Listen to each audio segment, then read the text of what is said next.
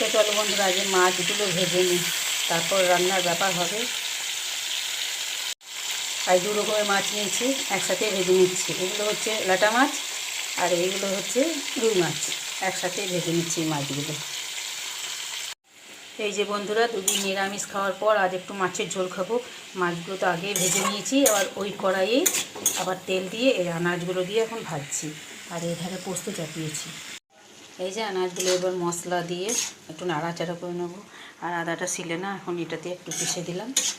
আর এটা নাড়াচাড়া করে একটু জল দিয়ে দেবো। এই যে বন্ধুরা, আমার মাছের ঝোল রেডি। আমার দুই রকম মাছের ঝোল। এটা হচ্ছে আমার ল্যাটা মাছ দিয়ে আমার মাছের ঝোল, পেঁপে গাজর আলু দিয়ে। আর এটা হচ্ছে এদের সবার রুই মাছের ঝোল।